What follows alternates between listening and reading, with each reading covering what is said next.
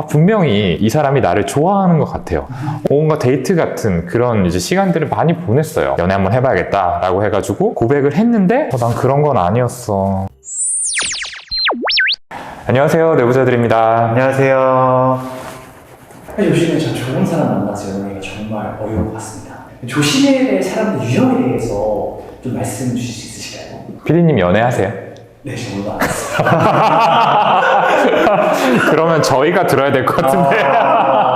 연애와는 지금 담을 쌓은 지 한참 된 사람들이기 때문에. 저는 계속 연애하는 마음으로 하고 있는데요. 그래요? 네. 뭘요? 결혼 생활을. 깜짝 놀랐잖아요.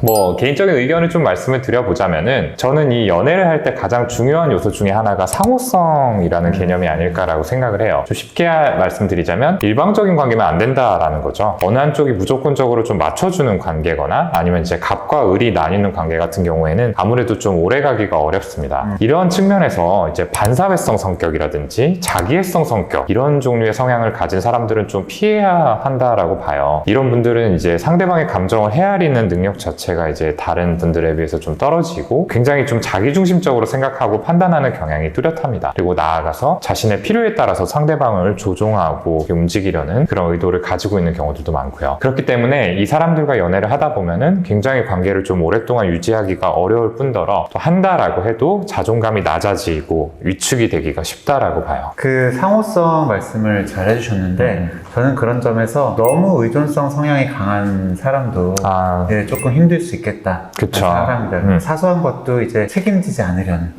그런 사람 같은 경우에는 그 상대방이 좀 지칠 수가 있잖아요. 그쵸. 네, 하나부터 열까지 다 확인받으려고 하고 다 결정해줘야 되고, 이것들이 뭐 처음에는 어쩌면 이 사람이 나한테 의지하고 나를 믿는구나라는 생각 때문에 좋을 수도 있지만 관계가 장기화되면 될수록 좀 지칠 수밖에 없지 않나라는 생각은 듭니다. 연애를 할 때 있어서는 이 사람이 나를 사랑을 해주는구나. 그렇죠. 믿을 만한 사람이구나. 라는 이런 생각을 해야 이제 안정감을 느낄 수가 있는 거잖아요. 그렇죠. 근데 이제 사람들을 보면 나를 끊임없이 그렇게 불안하게 만드는, 의심하게 만드는 그런 성격의 그런 사람이 있어요. 그러니까 예를 들어서 경계성 성격의 성향을 가지신 분들은 끊임없이 상대방을 이제 평가하고, 그리고 조금만 이제 수가 틀리지 않으면 이렇게 좀 먼저 이별을 통보하거나 하는 경우들이 좀 있을 수 있잖아요. 그렇죠. 감정 기복이 심하고 이렇게 쉽게 상대에 대한 평가가 바뀌는 경향이 있어요. 그러니까 조금만 잘 해줘도 굉장히 좀 이상화라고 하죠. 좋게 생각을 하시는 반면에 조금만, 사람 일이라는 게 그렇잖아요. 어떻게 마음은 그렇지 않은데도 상대방을 좀 실망시키는 일이 있을 수도 있고, 그런 것들이 이제 잘 어떻게 보면은 리페어가 되면서 관계가 더 단단해지는 건데, 이러한 일들이 발생했을 때 이것들을 좀 받아들이기 어려워하시는 그런 경향이 있죠. 맞아요. 이제 헤어지자라고 했다가 다시 붙잡고, 헤어지자고 했다가 붙잡고 하면 진짜 어떻게 해야 될지도 모르겠고, 상대방의 입장에서 굉장히 불안해지죠. 마음이. 언제 무슨 일이 생길지 모른다라는. 그리고 또 하나의 이런 안정감을 주기 어려운 성격이 있는데 바로 연극성 성격도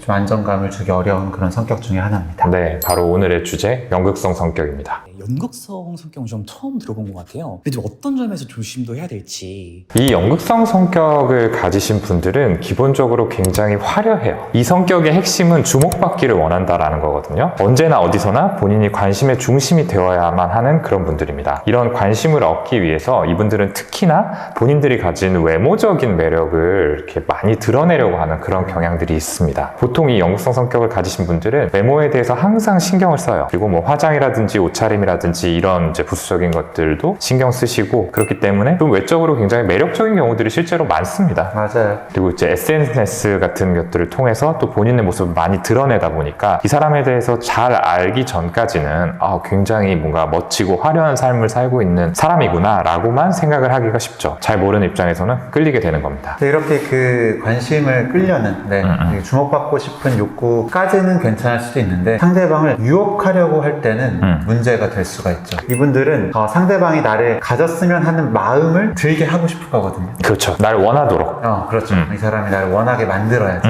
라고 해서 이제 유혹을 합니다. 그 유혹의 방법이 때로는 좀 노골적인 어떤 성적인 어필이 될 수도 있는 거예요. 그렇죠. 근데 이렇게 해서 상대방이 넘어오잖아요.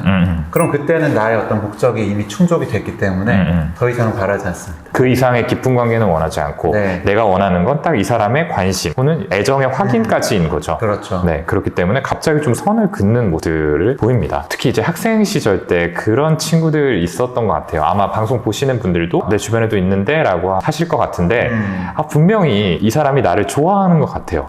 엄청 잘해주고 단둘이 밥도 먹고 술도 먹고 뭔가 데이트 같은 그런 이제 시간들을 많이 보냈어요. 이 사람 날 좋아하는 것 같고 나도 호감이 많이 생겼어요. 그래서 연애 한번 해봐야겠다 라고 해가지고 고백을 했는데 난 그런 건 아니었어 하면서 선을 긋는 네, 이런 경험들 있으실 것 같거든요. 뭐 되게 공감 많이 하시는 것 같아요. 네, 어쨌든 그래서 어쨌든 이런 장벽을 뚫고 뭐 사귀게 됐다라고 하더라도 이제 그 과거가 있기 때문에 좀 믿음을 이제 얻기가 되게 어렵기도 하고 그렇죠, 네, 그렇죠. 그리고 만나는 과정에서 다른 사람한테 그렇게 유혹을 하게 되면 어떻게 관계에서 이제 안정성을 느끼겠어요. 맞아요.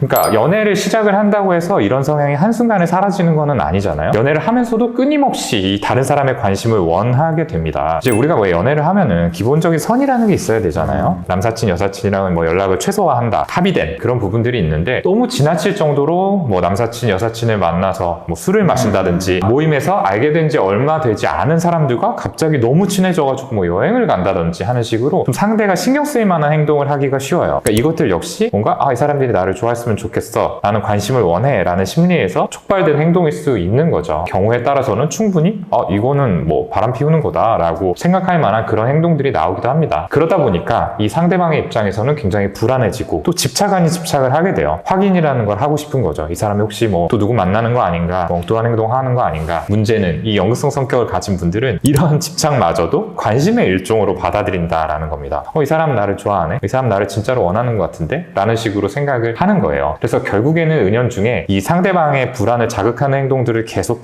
하게 되고요. 상대방은 더욱더 매달리면서 힘들어하는 악순환에 빠질 수 있는 거죠. 그리고 또 연극성 성격의 또 하나의 특징은 굉장히 감정 표현이 피상적이라는 겁니다. 알맹이가 없는 것 같은 그런 느낌을 생각하시면 되거든요. 예를 들어서 오늘 기분이 어때요?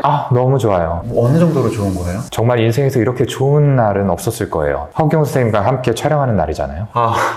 네, 저와 함께 하는 게 그 정도로 제 인생의 최대의 행운이죠. 보면은 이제 어떤 점이 뭐 이렇다 저렇다 라는 것도 없긴 하지만 그 표현 자체가 굉장히 극적이죠. 네. 좋을 수는 있는데 맞아요. 네. 이렇게까지 좋을 일인가 하는 거죠. 힘들 때도 이렇게 이야기를 할 수가 있어요. 요즘에 어때? 나 너무 힘들어. 당장이라도 곧 죽어버릴 것 같아. 요즘에 뭐 무슨 일 있어? 그냥 모든 상황이 나를 미치게 해. 저 내 편이라고는 단 한 명도 없는 것 같거든? 정말로 그 진료실에서 상담을 하다 보면 이렇게 표현을 하시는 분들이 종종 계십니다. 그렇죠. 사실은 이런 뭐 감정 자체가 나쁜 건 아니에요. 그러니까 이렇게 표현한다고 하는 것도 뭐 잘못이라고 하기에는 좀 어려운 부분들이 있는데 사실 실제 감정 상태에 비해서 좀 과장이 되어 있는 측면이 분명히 있거든요. 그래서 이런 패턴이 너무 반복되다 보면은 듣는 사람 입장에서는 이거 정말 진심인가? 라는 생각을 할 수밖에는 없는 겁니다. 근데 우리가 왜 인간관계를 맺을 때 이 사람의 태도가 뭔가 좀 진솔하지 않고 꾸며낸 것 같다라는 느낌을 받을 때 있잖아요. 그러면은 이제 그 사람하고는 깊은 관계로 이어지기가 좀 어렵겠죠. 이런 연극성 성향을 가지신 분들은 인간관계 자체가 좀 얕아지는 그런 경향을 보입니다. 우리 또 인스타그램에 이제 노출을 많이 좀 하시는 분들이 계시잖아요. 그런 분도 약간 연극성 장애의 좀 일환이라고 볼 수 있을까요?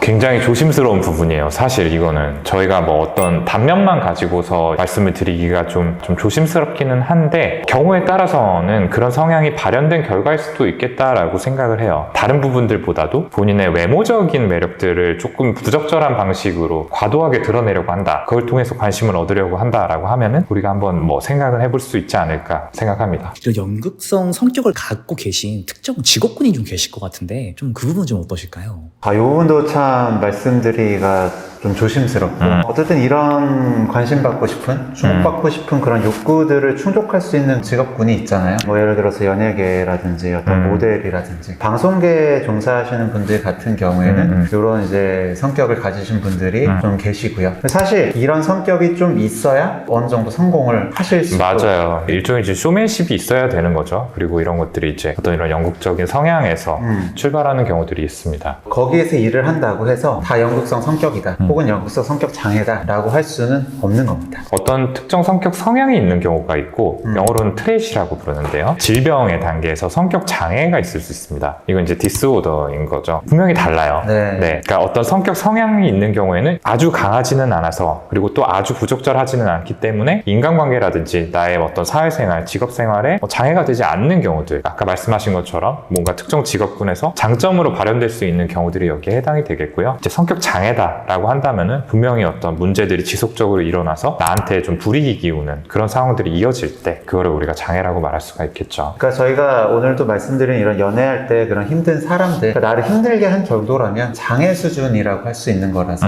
어떤 특성만 가지고 있는 건지 장애 수준인 건지 이런 건 좀 구분하면서 들어주셨으면 좋겠어요.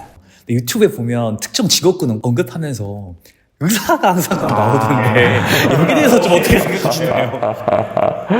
저는 사실은 그런 거 좀 아니라고 보거든요. 모든 게 그렇지만 뭐 사람 바이 사람 아니겠어요? 이거 이제 개인의 문제로 봐야지 이렇게 직업군 자체의 특성으로 보는 거는 좀 잘못되지 않았나. 영상들에서 나오는 얘기들을 들어보면 저희는 뭐 불륜도 하고 마약도 하고 네, 인성도 가장 문제가 심각한 직업군입니다. 근데 사실 뭐 그렇게 문제가 있는 의사도 있기야 있겠죠. 뭐 저희는 그렇지 않으니까 의사라는 이유만으로 그런 편견에 시달리는 건 좀 억울하다라는 말씀을 이 자리를 빌어서 드리고 싶습니다. 현재 내가 사귀고 있거나 아니면 사귀고 싶은 상대방이 이런 좀 연극성 성격이다. 근데 제가 그러면 너무 좋으면 어떻게 하면 이런 관계를 좀 현명하게 좀 이끌어갈 수 있을까요? 뭐 이제 검색창에 연극성 성격 장애를 이제 검색을 하잖아요. 연극성 인격 장애를 가진 사람에게 대처하는 방법, 뭐 10가지, 뭐 7가지 이런 식으로 이제 제일 먼저 나옵니다. 이런 사람들을 대처할 때는 이 사람이 어떤 마음을 가지고 있는지, 이 사람의 어떤 핵심 생각이나 어떤 핵심 감정이 어떤지를 알아야 되거든요. 저희가 계속 말씀을 드리지만 이분들은 그런 관심받고 싶은, 사랑받고 싶은 욕구가 크신 분들이죠. 그러다 보니까 어떤 행동이나 말이나 이런 것도 좀 극적으로 표현될 수도 있는 거고요. 근데 우리는 이제 이런 마음을 알았다면 일관되게 행동을 해주는 게 굉장히 중요하겠죠. 네, 맞아요. 어쨌든 관계, 연인 관계다 보니까 이 사람이 원하는 걸 내가 어느 정도 충족을 시켜주는 건 필요하다고 생각합니다. 근데 화수분처럼 계속해서 내가 다 맞춰줄 수는 없는 거죠. 사실은 이제 어떨 때는 관심을 줬다가 어떨 때는 관심을 주지 않다가 라고 하면은 사실 이 패턴이 더욱더 강화되기가 쉬워요. 뭔가 내가 더 관심을 끌기 위해서 노력을 해야겠구나 이런 식으로 생각을 하시기가 쉽거든요. 그리고 또 완전하게 채워지지 않는 상태이다 보니까 다른 곳에서 또 관심을 얻으려는 그런 시도들도 지속적으로 하게 될 거기 때문에 관계에 있어서는 굉장히 좀 악순환이 반복이 되지 않을까라는 생각이 들고요. 그렇다고 사실은 이렇게 마냥 관심을 채워주기 위해서 모든 걸 맞춰주겠다. 이거는 맞지 않습니다. 저희가 처음에도 말씀을 드렸지만 이 관계에 있어서 가장 중요한 게 상호성이라고